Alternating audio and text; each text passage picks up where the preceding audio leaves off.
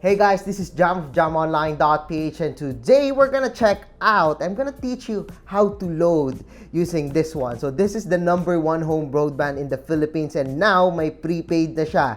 And yes, this is the PLDT Home Wi-Fi Prepaid. So ano bang meron dito? What's up with this one? Well, it's powered by Smart LTE, which is, well, we know that recently Ookla has awarded Smart as the #1 LTE telco here in the Philippines. So why did I get the PLDT Home Wi-Fi Prepaid? This one is easy to use. Plug and surf lang siya. And of course, you can connect up to 5 devices dito sa PLDT Home Wi-Fi Prepaid. Another thing, it's also easy to load kasi kahit saan pwede ka mag-load. And yan yung ituturo ko sa inyo today kung paano ba loadan si PLDT Home Wi-Fi Prepaid.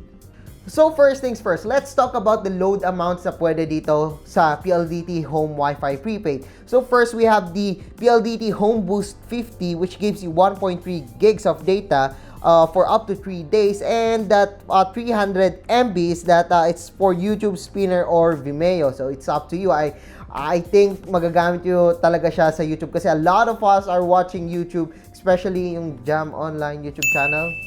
Watch that.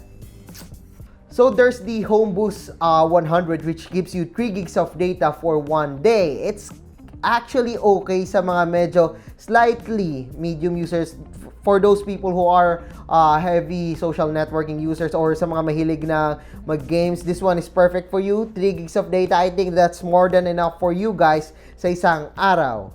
And then of course, there's the PLDT Home Boost 349, which gives you 10 gigs of data for 10 days. So basically, that's 1 gig per day. Pero of course, pwede naman lumagpas sa isang araw because that's 10 gigs for 10 days. So sa mga heavy users, I think this one is perfect for you. And then lastly, we got the Home Boost 599, which gives you 15 gigs of data for 30 days. I think this one is the best promo for you if you're in a family or this one is your main internet connection sa bahay.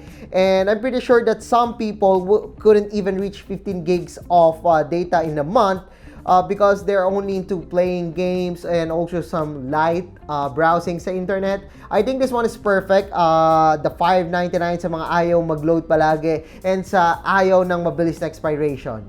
So, let's check out the PLDT Home Wi-Fi. So, this one is best used, well, it's the home Wi-Fi, it's best used sa bahay, sa home, because you need to plug this one in, and despite having a wireless connection, this one has support for 700 MHz, which means that it can penetrate dun sa loob ng bahay nyo. Mas malakas yung signal niya compared dun sa other pocket Wi-Fi or even sa other smartphones nyo. So, tuturuan ko na kayo kung paano loadan si PLDT Home Wi-Fi. So, actually, there are 2 options para ma-loadan nyo si PLDT Home Wi-Fi. So, option 1. Well, the option 1 is the easiest. And probably, ito yung option na laging pinipili ng mga tao because all you need to do is pumunta sa pinakamalapit na sari-sari store. Yes, sari-sari store. Step 2, all you need to do is to check this one out inside the box. You have the PLDT Home Wi-Fi number over here. Ibigay nyo lang sa smart load retailer nyo, and then ibigay nyo, sabihin nyo, ma'am, sir, Home Boost 50 po, which will give you 1.3 gigs of data for 3 days. Here's the best part, guys. So, we have Home Boost 50. Nag-load kayo, 1.3 gigs. Kulang sa inyo. Well, guys, PLDT Home Wi-Fi is offering Home Boost 15, which will give you an additional 1 gig of data per day. So, all you need to do is to load a Home Boost, any Home Boost, aside sa Home Boost 15, all you need to do is to load Home Boost 50 and up, and then if kulang sa inyo yung data nyo, just add in 15 pesos, that's Home Boost 15, and meron na kayong free 1 gig data. Well, not free kasi binayaran siya. So, meron kayong 1 gig data. So, basically, the Home Boost 15 is an add-on for your current Home Boost, which is super sulit kasi 15 pesos, 1 gig na. That's why I'm using this one. Kasi medyo tipid siya. That's 15 pesos for a day. Super cheap. So, that's the first option for loading the PLDT Home Wi-Fi. So, ano ba yung next option? Well, I think personally this is the easiest one for me because all you need to do is to type in this link.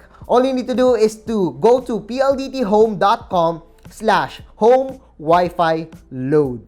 And then it will show you the interface of the website, and basically it will also show you the packages that you can subscribe in. So it's really easy. So if you're into option 1, if meron sa inyo mas malapit na tindahan, well, good for you guys. And then if ayaw nyo lumabas talaga ng bahay nyo, you have the option 2.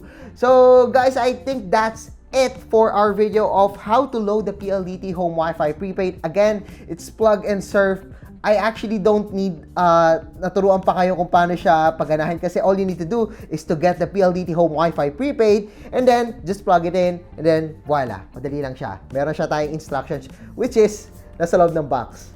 So sobrang dali lang. Again guys, the PLDT Home Wi-Fi Prepaid is available nationwide and it's for 1,995 pesos. That is super affordable considering na pwede na siyang maging internet sa bahay, especially sa mga tao na, you know, they're just playing games, sa mga tao na hindi naman heavy internet users, or you just want some fast LTE speeds. So gusto nyo ma-maximize, ma-optimize yung LTE speeds ni Smart. So once again, I am Jam of jamonline.ph and thanks for watching our hands-on and also yung aming tutorial on how to load the PLDT Home Wi-Fi Prepaid.